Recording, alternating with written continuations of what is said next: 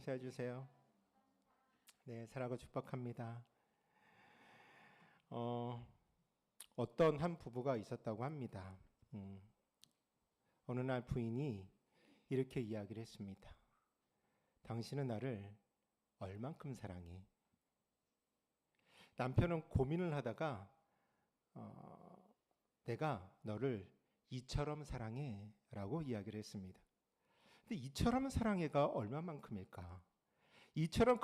그래서 다시 물어봤어요. 이처럼 사랑해가 뭐야? 얼마만큼 사랑한다라는 거야? 라고 다시 한번 질문했을 때 이 남편은 이렇게 대답했다고 합니다. 치킨을 혼자 먹지 않고 같이 나눠 먹을 수 있을 만큼 내가 너를 다시 사랑해 라고 이야기를 합니다.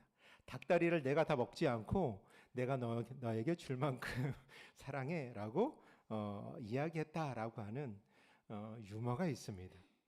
오늘 함께 나눌 이 하나님의 말씀, 우리가 너무나도 잘 알고 있는 이 요한복음 3장 16절의 이 귀한 말씀을 우리는 너무나도 잘 알고 있습니다. 우리가 알고 있는 말씀이잖아요. 하나님이 세상을 이처럼 사랑하사 독생자를 주셨으니 이런 그를 믿는 자마다 멸망치 않고 영생을 얻게 하려 하심이라 라고 하는 말씀입니다. 우리가 이 말씀을 통하여서 오늘 말씀의 제목, 세상을 뒤흔든 한 문장, 이 말씀이 세상을 뒤흔들고 많은 영혼들이 주님의 복음을 통하여서 주님께로 돌아오게 할 수 있었던 한 문장이라는 거죠. 역사를 살펴보면 단 한 문장으로 세상을 바꾼 말들이 있습니다. 마틴 루터 킹 목사님은 어떤 유명한 말을 했을까요? 나에겐 꿈이 있습니다. 또 케네디 대통령은 어떤 말을 했을까요? 조국이 여러분을 위해 무엇을 할 수 있는가를 묻지 말고 여러분들이 조국을 위하여 무엇을 할 수 있는가를 자문하십시오. 갈릴레이는 어떤 말을 했을까요? 그래도 지구는 돌고 있다 라고 하는 말들을 했습니다. 이런 말들은 시대를 바꾸고 사람의 의식을 깨우쳤다라는 것이죠.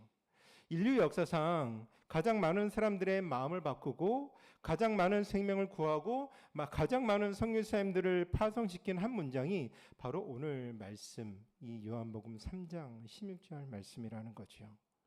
이 한 문장은 2000년 동안 수억 명의 인생들을 바꾸어 놓았고 그들이 믿지 않았던 그들이 주님께로 돌아오게 되어졌고 돌아온 그들이 그렇게 예수를 믿는 것으로 끝나는 것이 아니라 사명을 감당하는 사역자로서 또 복음을 전하는 전도자로서의 사명을 감당하게 되었다라는 것을 보게 되는 거죠. 그래서 이 3장 16절을 마틴 루터는 어떻게 말하냐면 성경 전체의 축소판이다라고 말하고 있습니다. 그리고 존 스토트 목사님은 세상에서 가장 알려진 성경 구절이자 가장 사랑받는 말씀이라는 거죠. 오늘 우리는 이 세상을 뒤흔든 한 문장, 이 한 문장을 통하여서 이 한 문장만 보는 것이 아니라 그 뒤에 이어지는 말씀을 통하여서 하나님의 말씀이 우리에게 보여주시는 구원의 길과 예수님 안에서 발견하는 하나님의 사랑과 그리고 영생의 선물에 대하여서 깊이 또 묵상해보는 귀한 시간이 되기를 예수님의 이름으로 부탁드립니다. 첫 번째로 우리가 알아야 될 것은 한 문장 속에 담긴 하나님의 사랑이라는 거죠. 우리가 16절 말씀을 우리가 다시 한번 읽어볼 텐데 16절 말씀 한번 읽어보도록 하겠습니다. 16절 말씀 같이 한번 읽겠습니다. 시작. 하나님이 세상을 이처럼 사랑하사 독생자를 주셨으니 이는 그를 믿는 자마다 멸망하지 않고 영생을 얻게 하려 하심이라. 왜 이 한 문장이 세상을 바꿔 놓는 세상을 뒤흔든 한 문장이 되었을까? 이 한 문장 속에는 인간이 상상할 수 없는 하나님의 사랑이 담겨져 있다라는 거죠. 먼저 사랑의 주체가 누굽니까? 하나님이라는 겁니다. 피조물이 먼저, 인간이 먼저 하나님을 사랑했다라고 이야기를 하는 것이 아니라 창조주 하나님께서 먼저 저와 여러분들을 사랑하기 위하여 이 땅에 오셨다라는 거죠. 이것만으로도 혁명적인 선언이라는 겁니다. 고대 근동에서 신들은 어떻습니까? 신의 그 존재는 인간의 숭배를 받는 존재였고 재물을 받는 존재로 만족하였던 겁니다. 근데 성경에서 말하고 있는 하나님은 오히려 인간에게 선물을 주시는 분이라는 거죠. 다음으로 사랑의 대상을 보면 누구라고 되어져 있을까요? 하나님이 누구를 사랑한다? 이 세상을 사랑한다라고 말씀하고 있습니다. 이 세상이라는 것은 코스모스라고 하는 뜻입니다. 단순히 이 세상의 자연이나 지구를 가리키는 말이 아니라 이 말은 하나님을 거역하고 대적하고 또 죄악 가운데 있는 인간의 모든 사회를 말씀하고 있다는 것이요. 즉 하나님은 자신을 사랑하는 자들만 사랑하셨던 것이 아니라 내가 이 사람만을 좋아하니까 내가 이 사람만을 사랑한 것이 아니라 자신을 거역하고 등지는 세상까지도 사랑하신다라고 말씀하고 있는 거죠. 그 사랑 방식은 어떻습니까? 이처럼이라고 표현하고 있습니다. 헬라어 원문에 보면 후토스라고 하는 뜻으로 쓰이고 있는데 이 후토스라고 하는 뜻은 매우라는 뜻만 가지고 있는 것이 아니라 이런 방법으로 이런 정도까지라고 하는 의미가 되어져 있다는 거죠. 즉 하나님의 사랑은 우리가 상상할 수 없을 만큼 우리에게 모든 사랑의 경계를 뛰어넘는 하나님의 사랑임을 우리에게 말씀하여 주시고 있습니다. 그리고 그 사랑을 어떻게 구체적으로 표현하냐면 독생자를 주셨다라고 표현하고 있죠. 주셨다라는 것은 값없이 우리에게 준다라고 말씀하고 있는 말이기도 합니다. 즉 하나님은 자신의 가장 소중한 거 하나밖에 없는 독생자 아들까지도 우리에게 아낌없이 내어놓을 정도로 우리를 사랑하셨다라는 사실입니다. 생각해 보십시오. 부모에게 자식보다 소중한 것이 있겠습니까? 세상의 금은보화보다 더 소중한 것이 자식이지 않겠습니까? 그 독생자를 세상을 위해 내어놓으셨다는 것은 하나님 자신을 내어놓은 것과도 같다라고 하는 사실입니다. 그것이 바로 십자가의 신비라는 거죠. 십자가에서 하나님의 사랑과 공의를 만났고 하나님의 거룩하심과 자비가 하나가 되었다라는 거죠. 이 사랑의 목적은 무엇이겠습니까? 그 아들을 내어주기까지 우리를 사랑하신 목적은 무엇이냐면 멸망하지 않고 영생을 얻게 하려 하기 위한 것이었습니다. 하나님이 이 땅에 그 아들을 보내신 이유, 그것은 바로 벌 주기 위한 것이 아니라 구원받기 위한 것입니다. 영생은 무엇일까요? 우리가 영원토록 죽지 않고 살아가는 삶을 말하는 것이 아니라 하나님과 나의 관계가 영원한 관계, 하나님과 함께하는 영원한 생명을 의미하고 있다라는 거죠. 그래서 이 한마디에 이 한 문장에 지금 2000년이 지나는 동안 그리고 이 메시지를 듣는 그 어떤 누구는 마음이 흔들리고 변화되어져서 주님께로 돌아오는 놀라운 역사가 있게 되어지고 세상을 뒤흔들었던 그 한 문장이 되는 것입니다. 두 번째로 구원의 목적을 밝히는 두 번째 충격이라는 거죠. 근데 세상을 뒤흔든 이 한 문장은 여기서 끝나지 않고 우리에게 17절과 18절을 통하여서 놀라운 진실을 우리에게 알려주고 있는데 17절 말씀에 이렇게 이야기하고 있습니다. 17절 말씀 함께 읽도록 하겠습니다. 시작. 하나님이 그 아들을 세상에 보내신 것은 세상을 심판하려 하심이 아니요 그로 말미암아 세상이 구원받게 하려 하심이라. 이 말씀을 들었던 당시 사람들에게 얼마나 충격적이었을지를 한번 생각해 보십시오. 신이라는 것은 인간에게 있어서 신이 인간 세상에 개입한다, 인간이 있는 땅으로 온다라는 것은 심판을 의미하는 것이었습니다. 생각해 보십시오. 구약의 모습들을 생각해 보십시오. 노아 시대에 홍수가 있었던 것, 또 소돔과 고모라의 유황불이 떨어졌던 것, 또 바벨탑 사건이 있었던 그 상황들을 보면 하나님이 개입하셨던 그 상황들은 그들을 품으신 것이 아니라 그들을 심판하셨다라는 겁니다. 그런데 이어서 예수님이 오신 이 1차적인 목적은 무엇이냐면 심판이 아니라 우리를 구원하시기 위한 것이라는 거죠. 하나님의 마음을 적나라하게 보여준다라는 거죠. 하나님은 우리를 정죄하지 않으시고 구원하시려고 한다라는 겁니다. 구약에 왜 하나님은 왜 심판을 하셨고 신약의 예수님은 심판하지 않고 구원을 하시기 위해 오셨을까라고 의문이 들 수 있지 않겠습니까? 구약의 하나님의 심판을 내리신 이유는 뭡니까? 그들이 하나님의 말씀을 어기고 돌아오지 않기 때문에 그들에게 많은 선지자를 보냈고 그들에게 다시금 돌아올 수 있는 기회를 주셨지만 그들이 돌아오지 않았기 때문에 심판을 하였다라는 거죠. 신약의 예수님께서는 반대로 심판을 내리시지 않으셨습니까? 아니라는 겁니다. 심판이 있을 것이라고 분명히 말씀하여 주신다라는 거죠. 등대를 한번 생각해 보십시오. 등대는 밤마다 왜 불을 밝힐까요? 선박을 심판하기 위해서 밝히는 것이 아니라 안전한 항구로 인도하기 위하여서 그 불을 밝히는 역할을 합니다. 마찬가지로 하나님의 말씀도 우리에게 이러한 것들을 알게 하고 우리의 죄를 깨닫게 하시는 이유는 뭐냐면 우리로 하여금 너 심판의 자리로 나아갈 거야 라는 것을 알려주기 위한 것이 아니라 너로 말미암아 구원의 길로 인도하기 위한 하나님의 말씀으로 우리는 받아들여야 된다는 거죠. 그래서 하나님의 말씀을 나에게 어떤 복을 주는 말씀, 나에게 생명, 나에게 영생을 주는 말씀으로만 우리가 받아들이는 것이 아니라 때로는 심판의 말씀, 때로는 나의 마음을 찔리게 하는 말씀이 나 가운데 다가올 때 그 말씀이 나의 말씀으로 받아들일 수 있어야 되는 거죠. 왜냐하면 그것은 우리에게 구원의 길로 인도하기 위한 귀한 말씀이기 때문입니다. 18절은 분명히 또한 경고도 합니다. 뭐라고 이야기를 할까요? 그를 믿는 자는 심판을 받지 아니하는 것이요. 심판을 받지 않은 것이요. 믿지 아니하는 자는 하나님 독생자의 이름을 믿지 아니함으로 벌써 심판을 받은 것이니라라고 말씀하고 있습니다. 여기서 중요한 것은 시제입니다. 믿는 자는 미래의 심판을 받지 아니할 것이 아니라 지금 현재 심판을 받고 있지 않다라고 말씀하고 있다라는 거죠.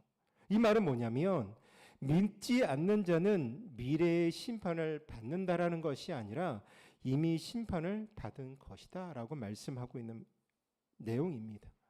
이것이 무엇을 의미하냐면 심판이라는 것은 단순히 미래에 너희에게 심판이 있을 것에 대한 부분들을 말씀하는 것이 아니라 하나님의 구원을 거부하는 그 순간부터 이미 심판의 상태에 있다라고 우리에게 말씀합니다. 갈증에 시달리는 사람이 깨끗한 샘물을 거부하고 계속 목마름 속에 있는 것과 같다라는 거죠. 이 한 문장은 그저 감상적인 사랑의 이야기가 아니라 생과 사, 죽음과 멸망, 구원과 심판에 대한 또한 결정적인 기로에 서 있는 말씀이기도 합니다. 그래서 세상을 뒤흔들 수밖에 없는 메시지라는 거죠. 세 번째로 빛과 어둠 두 선택이 만드는 운명입니다. 19절과 20절 말씀에 21절까지 말씀을 보면 인간이 복음 앞에서 보이는 두 가지의 상반된 반응을 우리에게 말씀하여 주시고 있습니다. 19절 말씀에 19절 말씀에 이렇게 이야기하고 있습니다. 그 정죄는 이것이니 곧 빛이 어디서 왔다? 세상에 왔으니 사람들이 자기 행위가 악함으로 빛보다 어둠을 더 사랑한 것이다. 요한은 예수님의 오심을 뭐라고 말씀하냐면 빛이 세상에 왔다라고 말하고 있습니다. 예수님 자신도 자신을 향하여서 뭐라고 이야기했냐면 나는 세상의 빛이다라고 말씀하셨죠. 빛이 왔다라는 것은 어둠이 물러간다라는 거죠. 우리가 어제 저녁도 보내고 껌껌한 밤도 보냈지만 곧 이내 날이 밝아지고 태양이 뜨면 어둠은 사라지고 밝은 낮을 우리가 보게 되는 겁니다. 그런데 놀라운 것은 뭐냐면 빛이 왔음에도 불구하고 여전히 어둠을 선택하는 사람들도 있다라는 거죠. 이렇게 어둠을 선택하는 이유는 뭐냐면 그 인간의 근본적인 문제가 그 가운데 있기 때문입니다. 이것은 단지 무지 때문이 아니라 정보가 부족해서가 아니라 예수님이 누구인지 하나님이 누구인지 이미 하나님의 말씀이 우리 가운데 있고 과거에는 많은 선지자들 통해서 하나님이 누구인지를 이미 선포했음에도 불구하고 그들은 고의로 거부했다라는 사실입니다. 왜 그럴까요? 내 안에 있는 자기 행위가 악하기 때문에 그러합니다. 빛이 비치면 그 추한 모습이 드러나기 때문이라는 거죠. 20절에 이것을 더욱더 구체적으로 설명하고 있는데 20절에 뭐라고 말씀하냐면 악을 행하는 자마다 빛을 미워하여 빛으로 오지 아니하나니 이는 그 행위가 드러날까 함이라. 어둠 속에서 활동하던 것들이 갑자기 빛을 받으면 어떻게 될까요? 재빨리 어둠 속으로 숨어버린다라는 거죠. 이것이 바로 죄의 본성이라는 겁니다. 빛 앞에서 본능적으로 도피하라고 하는 것, 진실이 드러날 것을 두려워하는 것이라는 거죠. 그래서 어느 순간 우리의 진실이 드러날까 봐 거짓말을 이야기를 하고 때로는 나를 감싸기도 하고 내 안에 있는 내면의 그 잘못된 것을 감추기 위하여서 겉으로 화려한 모습들을 드러내기도 합니다. 21절에 더욱더 다른 그림을 보여주고 있는데 어떻게 보여주냐면 진리를 따르는 자들, 빛 가운데 있는 자들은 뭐라고 말씀하냐면 진리를 따르는 자는 빛으로 오나니 이는 그 행위가 하나님 안에서 행한 것임을 나타내려 하려 하심이라 라고 말씀하고 있습니다. 빛을 두려워하지 않는 사람도 있습니다. 오히려 빛을 반긴다라는 거죠. 빛으로 나오게 됩니다. 왜 빛으로 나올까요?